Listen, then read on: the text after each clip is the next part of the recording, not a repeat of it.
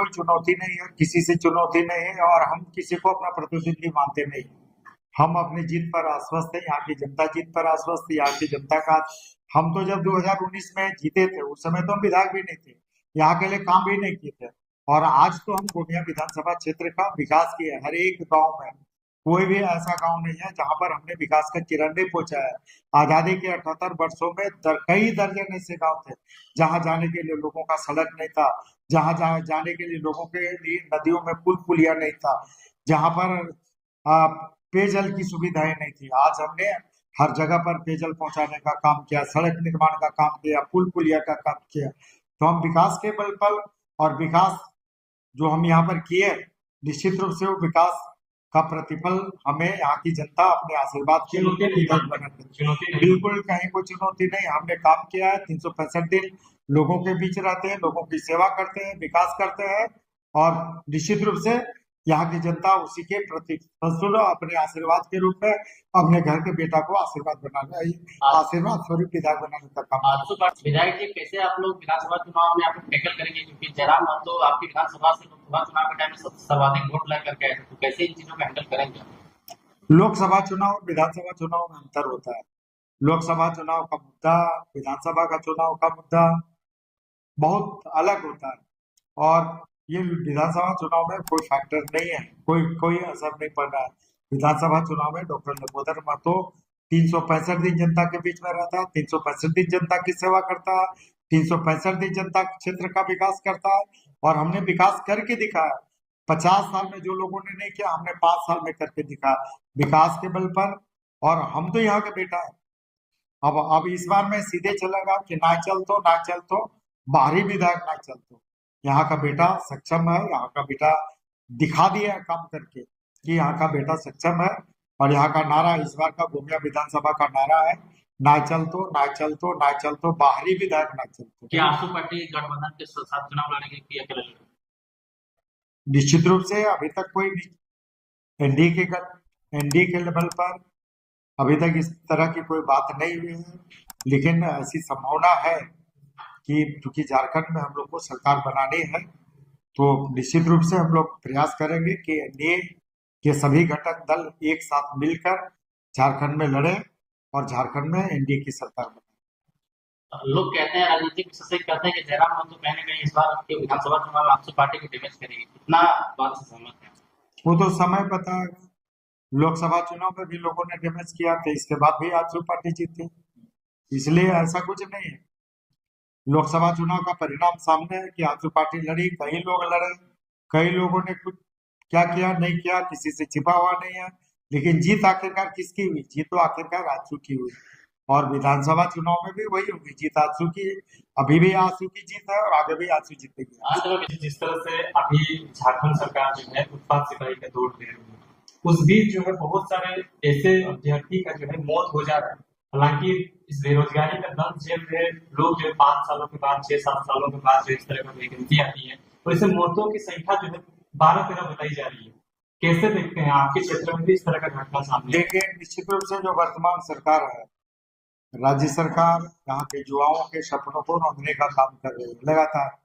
ये बिल्कुल रोजगार देने के मामले में आज अगर बात करें तो 3.5 लाख से ज्यादा सरकारी नौकरियों की वैकेंसी है। सरकार बिल्कुल ही गंभीर नहीं है। सरकार अब नौकरी की जगह पर मौत देने का काम कर रही है।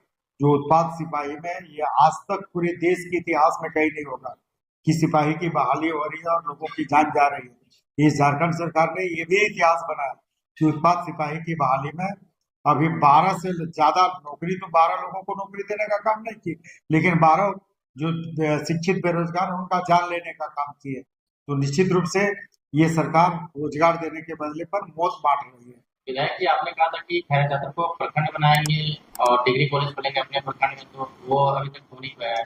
देखिए, आपको जानकारी होगा कि हम लोग लगातार खैरा चातर, मोहाटाड़ और चतुर्चट्टी को प्रखंड बनाने को लेकर गंभीर रहे, और आपको जानकारी होगी कि माननीय सुदेश महतो जी जब ग्रामीण विकास मंत्री हुए थे, तो ऑलरेडी खैरा चातर, मोहाटाड़ और चतुर्चट्टी को प्रखंड बनाने का निर्णय कैबिनेट की बैठक में हो चुकी है।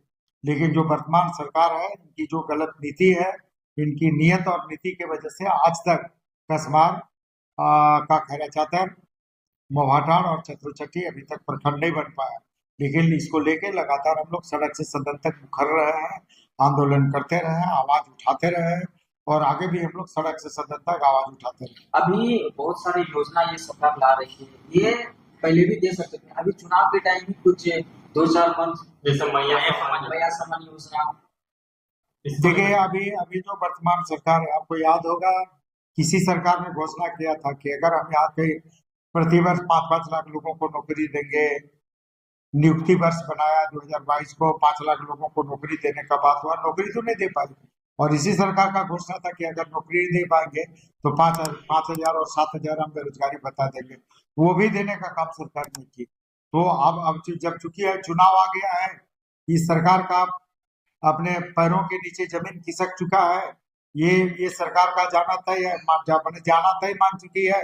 तो अब आनन फानन में गलत तरीके से लोग लुभावन प्रलोभन देके तरह तरह की योजनाओं का झांसा देके, कभी बिजली बिल माफी का, तो कभी मुख्यमंत्री मैया सम्मान का, तो कभी कुछ कभी कुछ कभी कुछ, और ये कहती है कि कभी सभी लोगों का बिजली माफ करेंगे, तो कभी कहती है कि उसी का करेंगे जिसको 200 यूनिट तक का माफ था।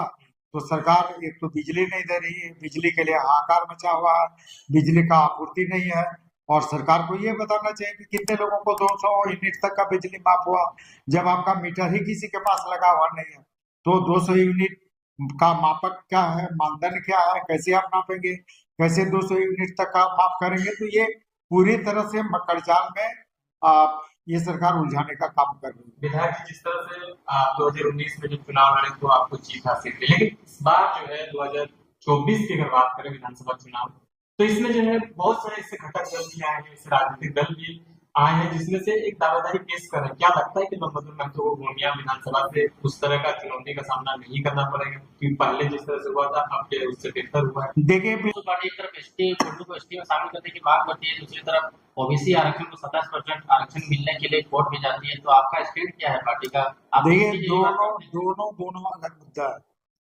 हम झारखंड राज्य की पिछड़ी जातियों के हित में भी हैं, और पिछड़ी जाति में सिर्फ कुर्मी जाति नहीं, कई जातियां पिछड़ी जाति में, तो हम पिछड़ी जातियों के हित के लिए भी कटिबद्ध हैं। इसलिए मेरा हमेशा से रहा है कि झारखंड राज्य की पिछड़ी जातियों को भी उनकी आबादी के अनुरूप उनका जो हक और अधिकार है वो सरकार देने का काम करे। इसलिए हम लोग अभी भी हम लोग स्टैंड में पिछड़ी जातियों के आरक्षण के लिए। और पिछड़ी जाति में कई जातियां, उसमें कुर्मी जाति भी, तो जो कुर्मी जाति है उनमें आदिवासी की समकक्ष कई विशेषताएं हैं। और 1931 तक 1913 का नोटिफिकेशन देखे तो यहाँ की कुर्मी जाति अनुसूचित जनजाति की सूची में शामिल थी। तो जब हम शामिल थे तो किस आधार पर आप 1950 की अधिसूचना में आप हमें हटाते हैं? सरकार बतावे कि कहाँ और किस नोटिफिकेशन में आपने हमने डी नोटिफाई किया। तो कुर्मी को यहाँ से कुर्मी जाति को अनुसूचित जनजाति की सूची से हटाया ही नहीं गया, डिनोटिफाई नहीं किया गया, तो फिर हमें लाभ क्यों नहीं मिल रहा? हम तो उसी की बात कर रहे हैं। आप हमें डिनोटिफाई किए तो आप हमको नोटिफिकेशन दिखा दें कि क्यों, कब और क्यों हमें हटाया, और अगर नहीं हटाया तो हमें आदिवासी का लाभ दीजिए, यही तो मांग है। तो निश्चित रूप से झारखंड राज्य की कुर्मी जातियों को आदिवासी में शामिल करने के लिए, और वो ऑलरेडी शामिल है, फिर से सूचीबद्ध करने के लिए, फिर से अधिसूचित करने के लिए हम कटिबद्ध है। इस आंदोलन को लेकर सड़क से सदन तक आंदोलन करते रहे और आगे भी करते रहे। मुख्यमंत्री जी बोलते हैं कि हम लोग का यहाँ तो अपने आदिवासी का हालत खराब है, तो आप लोग आपने चीजों को सदन में रखा नहीं था, लेकिन आप देखिए मुख्यमंत्री जी के सामान्य ज्ञान की दाद देनी होगी। मुख्यमंत्री जी स्वयं आदिवासी समुदाय से आते हैं, आदिवासी समुदाय की अगुवाई करते हैं, और आदिवासी के बारे में ऐसी अगर बातें करते हैं, मुख्यमंत्री भी आदिवासी, राज्य भी जिस आदिवासी का प्रतिनिधित्व करते हैं, तो आदिवासियों का विकास करना चाहिए, उनका कल्याण करना चाहिए, न कि इस तरह की बात करना। अगर आदिवासी की स्थिति ऐसी है तो 5 साल तक एक मुख्यमंत्री रहे, इसके लिए जिम्मेवार कौन है? जिम्मेवार मुख्यमंत्री हेमंत सोरेन स्वयं है कि 5 साल आप मुख्यमंत्री रहे, आप आदिवासी समुदाय से आते हैं, और 5 साल में आदिवासी समुदाय के लोगों के लिए आपने कुछ नहीं किया, बल्कि आदिवासी समुदाय के लिए अपने आप कबूल कर रहे हैं कि हमने कुछ नहीं किया और इनकी हालत बहुत ही खराब है। तो ठीक है, उनको ये जानना चाहिए कि जब कुर्मी भी अनुसूचित जनजाति की सूची में शामिल होगी तो झारखंड में आदिवासियों की संख्या 50% से ज्यादा हो जाएगा, और जब आदिवासियों की संख्या 50% से ज्यादा होगा तो झारखंड ट्राइबल स्टेट बनेगा, और जब झारखंड ट्राइबल स्टेट बनेगा तो विकास के द्वार खुलेंगे, विकास की योजना आएंगी, केंद्र सरकार से ज्यादा से ज्यादा राशि प्राप्त होगी और झारखंड राज्य का समुचित विकास होगा। विधायक विधानसभा वासियों को क्या संदेश देना चाहेंगे? निश्चित रूप से विधानसभा के लोगों को यही संदेश है कि निश्चित रूप से हम सभी लोग गोमिया विधानसभा के विकास के लिए समर्पित है और हम लोगों ने कई महत्वपूर्ण और कई अब तक जो छूटे हुए अनछुए विकास के योजनाएं थी उनको हम लोगों ने जमीन पर उतारा है और यहाँ के लोगों से हम विनती करेंगे कि आगे भी हमें आशीर्वाद दे, अपने घर के बेटा को विधायक बनाए और जो बचे योजनाएं हैं उसको आगे आने वाले समय में लोग पूरा करें। बहुत धन्यवाद।